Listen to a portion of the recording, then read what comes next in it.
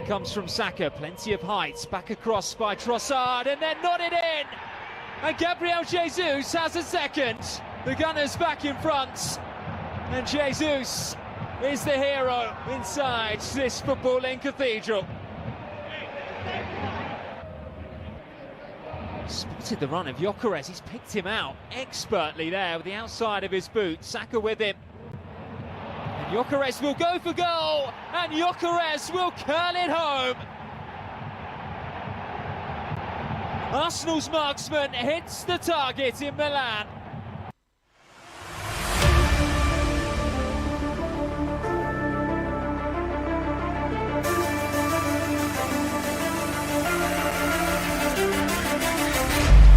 Maybe this is the time to call Arsenal the football heavyweight. Although they could not keep a clean sheet against Inter Milan last night in the UEFA Champions League, but a 3 points, a brace for Gabriel Jesus was well deserved in that UEFA Champions League game.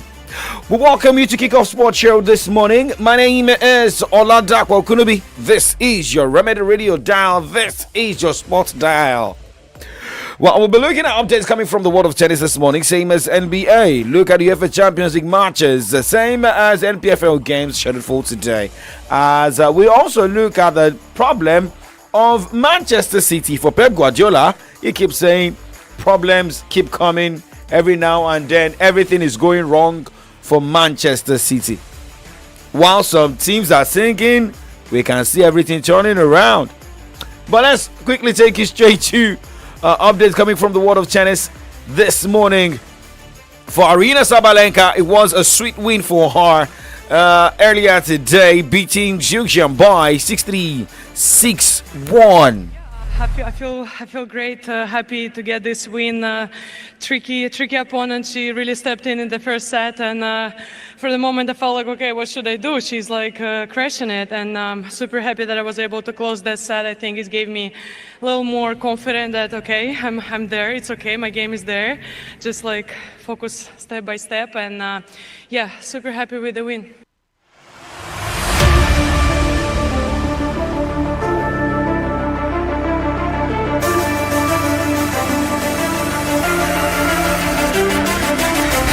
Aryna Sabalenka now looking at other winners in the WTA category.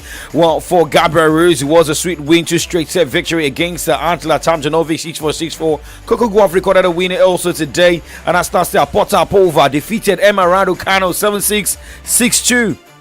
Clara Cherson edged Polina Kodemantova 6-3, 3-6, 7-5. For other winners, we have Victoria Mbonko, Halia Baptiste, Yulia Putintseva, Zeynep Sonmed, Dana Schneider, Alina Svitolina. Well, Naomi Osaka was one of the winners yesterday. She did not just only win, but she came with a stunning attire to the tennis court. Now, she spoke after the victory and talking about the design inspiration. Yeah, I mean, it was definitely really difficult because it was the first round and I've also never played her before, but in general, I didn't think I played bad. Like, I thought it was a pretty good match, and I'm just glad that my serve kind of got me over the edge. Yeah, so the inspiration was obviously the jellyfish and then butterflies, which kind of ties back to the butterfly moment I had here a long time ago in 2021. But yeah, no, it was honestly, it came together quite beautifully because I didn't know what to expect when I arrived here.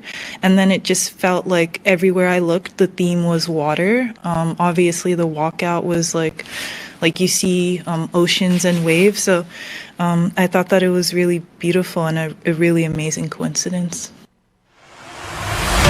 Well, Naomi Osaka there. But let's just quickly look at other games scheduled for today. There is a live update from the WTA this morning at the Australian Open. Well, live update. Emilio Nava is currently up against Cameron Norrie.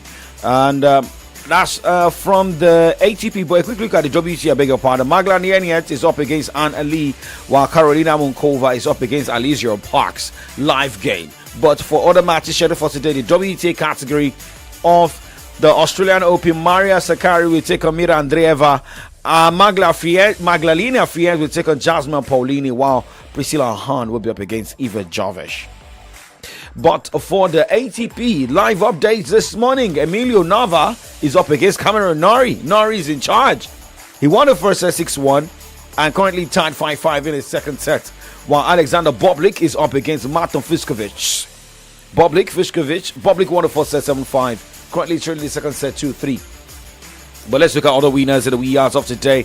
Karencin Miltet, Leonard Tien, Carlo Alcaraz, Alejandro David Djokovic, Vakina, Thomas Echeverry, Daniel Medvedev, Andrew Rublev, Tommy Paul, Fabio Morrison, Francesco Cerundolo all won their games in the wee hours of today.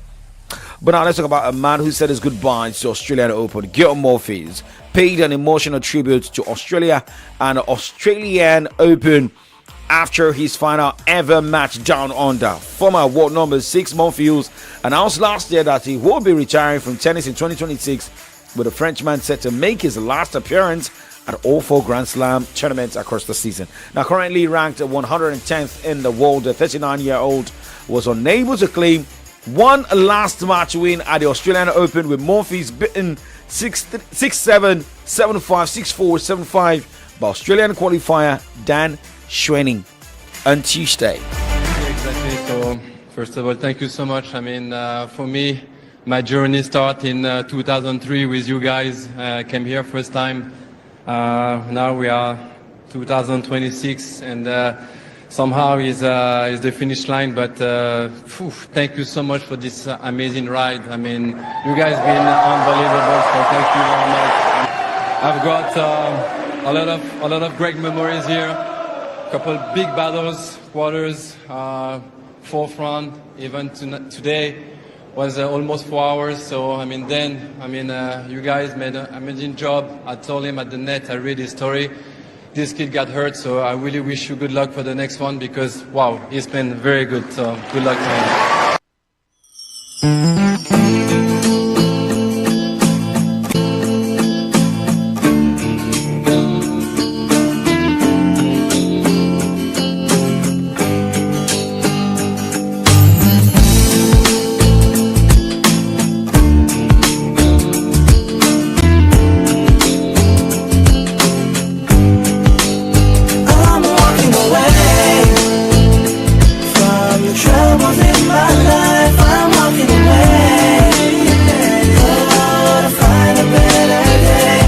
Morpheus are walking away, but not on a bad note, not on a negative note, but just to say goodbyes on a positive note. So let's see him also come back to not to play, but also inspire young tennis players. Set up an academy. What do you think? Now, let's also keep a tab on more updates this morning. Alexander Zverev will be up against Alexander Mula. Haman Medvedev will take on Alex de Minaur, while Francis Tiafoe battles Francisco Comensana all today. The remaining games, so as we have more live updates. And it's looking like things are looking very tough in the battle between Emilio Nava and Cameron Norrie. So we move straight to the next set in the next few minutes. But I'm moving away from tennis. Let us look at the world of Formula One before talking NBA and boxing. Well, Audi has announced the arrival of a Formula One by revealing a sleek 2026 livery at a Glitzy Lounge event in Berlin, Germany. Audi is making a first appearance in Formula One after taking over what was formerly the Sauber team, but is also taking on the major challenge of manufacturing its own engine. Now, talking about NBA. This morning, so in games decided in the wee hours of today, Miami Heat defeated Sacramento Kings 130 to 117 points, while Golden State Warriors lost 127 to 145 points against Toronto Raptors. LA Lakers edged Denver Nuggets 115 to 107 points. Very clear that Tyson Fury is holding advanced contract talks over a comeback fight in April, and Aslan Beck Makhmudov is among the top 3 potential opponents. Confirming this information was from his manager Spencer Brown. Now, Fury is preparing for his first fight since a rematch defeat to Alexander Usyk in December 2024. And Brown believes an announcement is imminent.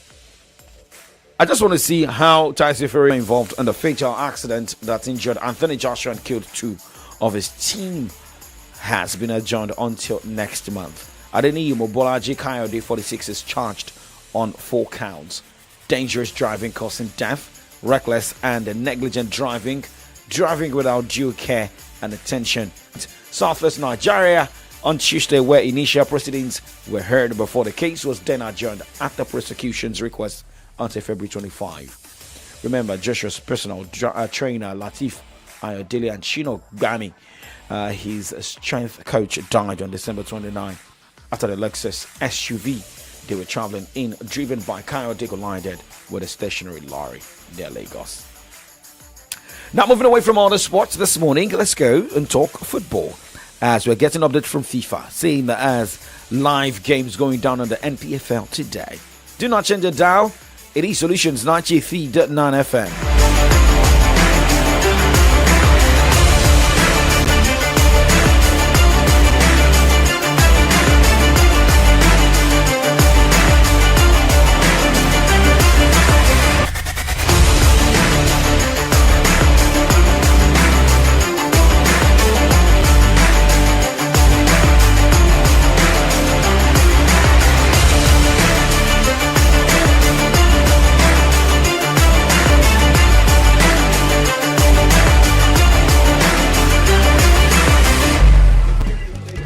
Can't seem to find the right event center for this party. What's the problem? You sound so worried. I've been searching for a venue that can handle both the formal ceremony and the casual after party. Nothing seems to fit both moods. Have you heard of Aweni Arena Event Center? Aweni Arena? What makes them so special? They are the perfect blend of elegance and comfort. Their venue is versatile, has the perfect space, event managers, and security for every occasion. And they will work with you to create the perfect setting for every part of your event.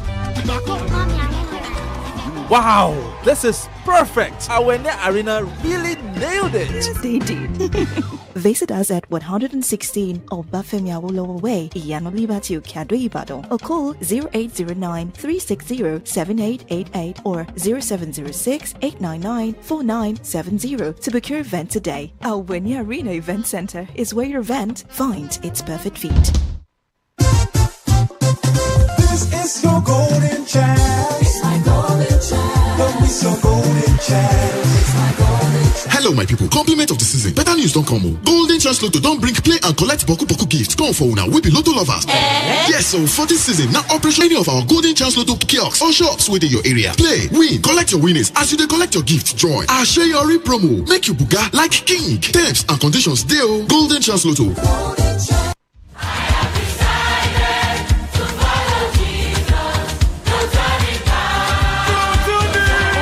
The Global Miracle Crusade 2026 is coming. Oh yes, from Thursday 29th January to Sunday 1st February 2026, there shall be massive harvests, salvation of souls, healing of diseases, breakthroughs and countless miracles. Victory International Church Worldwide invites you to come and be a part of God's great move for the season. Ministering are Bishop TV Adelakun, Pastor Mrs. Dolapo Adelakun, your hosts and other anointed servants of God. Venue is Wonder City, opposite Dominion University, Lagos Ibadan Expressway, Ibadan. Time 4:30 p.m. daily. The blind shall see, the lame shall walk, for with God nothing shall be impossible. For inquiries, log on to www.vicintchurch.org. Jesus is Lord. You fit sabi dribble o, but you no fit dribble past malaria if you no use insecticide treated nets. Now listen, as a player, you owe yourself, your team, your coach, and your fans good health. Don't joke with your health. Your superpower is your good health. Yes, sir! Yes, coach! Let's go! This message is powered by Solutions 93.9 FM.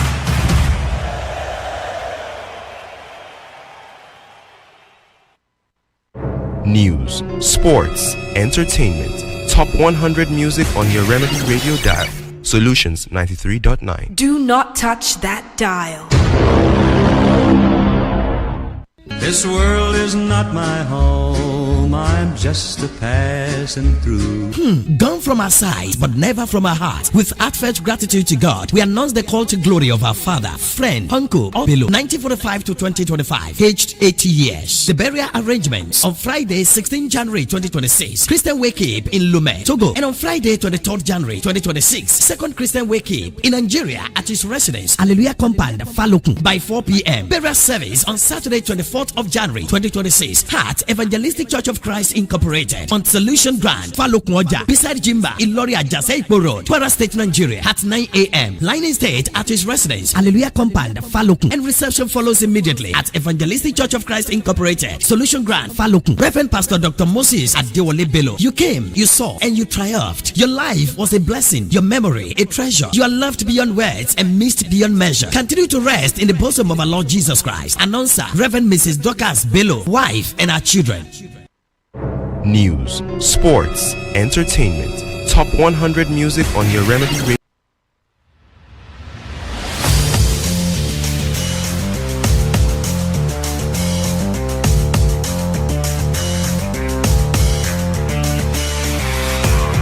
Kickoff Sports Show still live on your Remedy Radio dial, Solutions 93.9 FM. Now, looking at updates coming from the world of football, NPFL, 3 matches going down today. Barrow FC hosts Bayelsa United by 3:30 today. 4 p.m. We've got 2 matches going down where Remo Stars hosts Kun Khalifa, while Warri Wolves will be the guest of Rangers International. Now, moving away from the Nigeria Premier Football League, let's talk about FIFA this morning, where countdowns on throw-ins and goal kicks plus 10-second time limits on substitutions could feature at this year's World Cup as the game's lawmakers seek to keep the tempo of matches flowing. Now, the introduction of an 8-second limit for goalkeepers to release the ball from hand has been positively received. And now the International Football Association Board, IFAB, is working on extending the countdown principle to other areas of play. Referees are said to be empowered to impose a 5-second countdown on dead ball goal kicks and on throw-ins if they feel a player is taking too long. So there will be a lot of changes we'll be seeing at this season's World Cup. So let's wait to see the more drama coming from there. Now let's talk about the UEFA Champions League this morning, shall we? No longer news that Arsenal recorded a 3-1 victory over Inter Milan. I was telling Ganzi yesterday, most especially looking at Manchester City's game, losing 3-1 against Bodo. But let's just listen to a man, Gabriel Jesus, who's already making his position solid for Arsenal. Although remember, Gyökeres is also a man who needs to get more playing time. He got a goal yesterday, but here is Gabriel Jesus. Dream night, you know. I always dreamed to be a footballer. You know, I watch when I was kid. I watch a lot Serie A, Italian football. So to be here in this stadium, I have played here 2 times already, and then to score here is just like tears on my eyes because I always dreamed to be here. So yeah, it's all the glory for Jesus. For sure, you know, there is always a reason to happen things. You know, even when it's a good things or when it's problems, you know, difficult times. So I learned that in my 11 months out of the field, the pitch. And then, yeah, like I said, you know, without Jesus for sure, he'll be not here. Gabriel Jesus, always appreciating God for his successes. But now let's talk about Jude Bellingham, a man who was also fantastic for Real Madrid last night in the UEFA Champions League. Amazing win, scoring a lot of goals for Real Madrid yesterday. Real Madrid scored 6 goals against Monaco, and we've got Kylian Mbappe on the score sheet. We've got other players on that score sheet, Vinicius Jr. as well. Jude Bellingham scored the 6th goal in the 80th minute. Here is the reaction of the England player. Yeah, I think to finally win with a lot of conviction. I mean, we did it a couple games ago against Betis, but it felt different today. I felt like we controlled the game, played with the right intensity from the start. So that was really important. Obviously, to put us in a better position in the top 8 is really nice. And yeah, an all-round very complete game from the team. So yeah, really pleased. Yeah, a little bit different. Yeah, a little bit different. But I've always said, you know, the fans pay their money, work all week, and save up to come to Real Madrid games to support us. So they're entitled to say what they want. I don't think it's always very helpful for the team or for individuals. Speaking from experience now, I know it's a bit. It's not the nicest thing in the world, but of course, you know, they're entitled to their opinion, and the way we have to react is like the way we've reacted the last 2 games. I think the second half the other day, and then the full 90 minutes today is the kind of performance that the fans want to see and that we need to deliver. Well, let's see that. Let's see how Real Madrid can also continue with this great form now. Let's talk about Pep Guardiola this morning, a man who has been celebrated as one of the greatest coaches in European football, even world football, but things are not really going well with Manchester City, losing last night. Here is Pep Guardiola speaking after the loss. No, of course we lost. Everything started to be since the new year against many things, and I know how good a team they are. I don't underestimate them just for the fact is maybe no match I know, but the semi-final last season Europa League, and they were fresh in mind, and we arrived in some departments, you know, without important players, and you know, back goals, they give you the consistency to the team, and they are a little bit fragile that they were last season in certain period, but how they fought and 10 against 11, and a lot of players make a step up, and yeah, had to change the dynamic quick. Next game against Wolves, and after the last game against Galatasaray, and waiting that players can come back step by step. Okay, well, Pep Guardiola there. Well, things are not really coming positive for Pep Guardiola, and I hope a shocking news will not be coming from the Etihad Stadium very soon. UEFA Champions League, not positive results, not really positive results coming from him, and this is also coming after the Manchester Derby, a loss to Manchester United. But now let's look at games going down tonight in the UEFA Champions League. Well, 6:45 today, Victor Osimhen will be with the team in Turkey as his Galatasaray side host Atletico Madrid, while entering Frankfurt will take on Karabakh. Atalanta will take on Athletic Bilbao. Bayern Munich will host Real Union SG in Germany, while Chelsea will take on Pafos. Juventus host Benfica. Marseille host Liverpool. Newcastle United will be up against PSG right there in England, while Barcelona travels to play Slavia Prague. Those are the matches going down in the UEFA Champions League tonight. But a man who has played in the UEFA Champions League before is a Nigerian. He was on the commentary responsibility for CAF at the just concluded Africa Cup of Nations. He once managed Super Eagles of Nigeria, so captain that side. Here is Sunday Olise, who gave a verdict on the AFCON, same as what happened in Super Eagles, what he saw and his revelations, most especially the attack he suffered from an in-house person. But let's look at the pitch and the toxicity that might have cost us this AFCON title. We are confusing talent with license. Victor Osimhen is world-class, but talent is not a license to destroy team chemistry. Look at the evidence. Since that public outburst against Ademola Lookman, one of our brightest lights, Lookman became a shadow of himself, and we lost the bite. When you publicly diminish your teammates, you break their spirit. You destroy the very confidence a team needs to survive a semi-final. Against a team as tactically sharp as Morocco, we needed our best players at 100%. Statistically, Ademola Lookman was the most dangerous player in the tournament until that public verbal abuse broke his focus. You cannot expect a playmaker to perform miracles on the pitch when he has been demoralized by his own teammate. The conflict did its damage. We didn't just lose a game. We lost the psychological edge we needed to win. What is worse, and frankly, what is most dangerous for our football, is the fan culture that now tolerates this. We have reached a point where anybody who dares to point out the truth is immediately attacked or threatened online by a mob of followers. We are breeding a culture of entitlement where the player is treated as a god and the nation is treated as an afterthought. When did it become a crime to demand discipline? Scoring goals for Nigeria doesn't give you a license to disrespect certified legends like Finidi George or Victor Ikpeba. It doesn't give you the right to disrespect coaches or teammates. If goals alone justified arrogance, what should the legends who actually put Nigeria at the pinnacle of world football, like Amokachi, Amunike, Okocha, Babangida, and myself do? Walk on people's heads? No. We respected the jersey. We realized that victory is temporary, but character is permanent. Our untouchable star was subbed off 3 minutes before the most important penalty shootout of the tournament versus Morocco. I'll give you an example of what I mean. Before the final in Rabat, a video went viral of this day doing a review of Nigeria's performance at the Africa Cup of Nations. Agoyan by LD's coming right now. I know Adedamola Fenwa, the comrade himself, can really connect with that song, Me Agoyan. A lot of people don't the yarn. I don't know if you picked one or two words from Sunday Olise's podcast statement. Have we got it to a stage where we celebrate top place?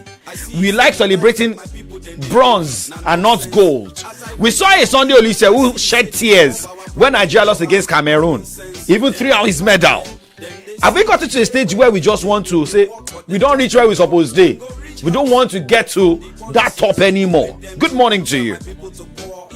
Come.